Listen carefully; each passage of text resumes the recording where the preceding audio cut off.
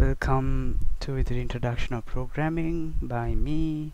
In this tutorial, what we're going to do is basically we're going to introduce you to the basics of a programming language and what you have to do. So you're not actually going to code in this program, in this tutorial, but you're going to learn what is a program and how does programming work, what are the types of programming languages you have, how do you choose it, and what's after this tutorial. So programming is something that a computer does. Basically it's built to solve a problem. So you can see a program is a set of instructions given to a PC to solve a particular problem. Now we can see some examples for problems. You have mathematical problems.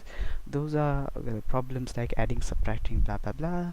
And control problems, controlling a light bulb in the house, controlling ACs, controlling a microwave. And you have command problems like, for example, those are of course high-tech stuff used in factories. So how does programming work? Now the stuff that you see in red are done by human, okay? So the programmer identifies the problem. You need to write a solution to the problem on a piece of paper before you actually code it on the PC. Then you code the problem using a programming language. Then the computer translates that language to binary, or the form that a computer would understand. The computer checks for errors and it alerts you, and the programmer corrects them. Then the program is executed and the problem is solved.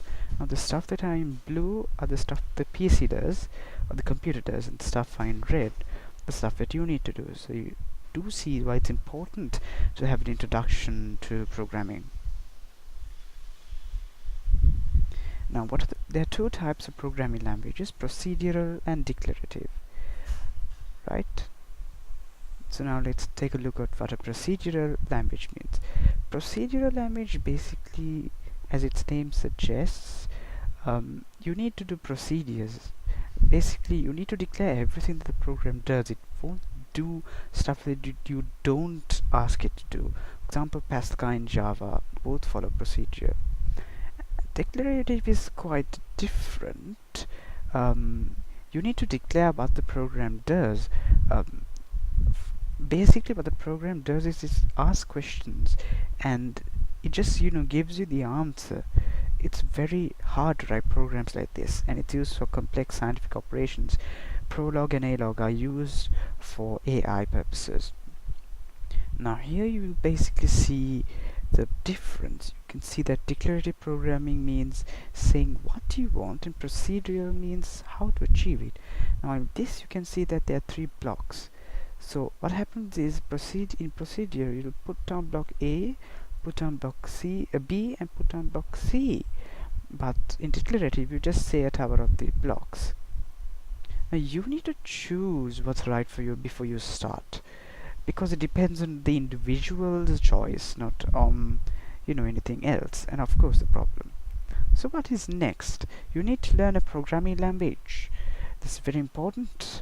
And then I will show you a few Pascal tutorials. Pascal is a very user-friendly programming language, and it has many IDEs, and it's very easy for beginners to understand. You need to develop algorithms, and then algorithm is basically I'll show you. It's basically the step how you solve the problem, and then happy news, you sit back and code. So I'm going to do a few new uploads. So I'm going to do a few tutorials on algorithms with examples, a few tutorials on Pascal to help you get the hang of programming. And thanks for watching. To stay updated you better click the subscribe button down, as I told you in the introduction. And if you do want to contact me, visit the website in the description below, which is my own. Thank you for watching.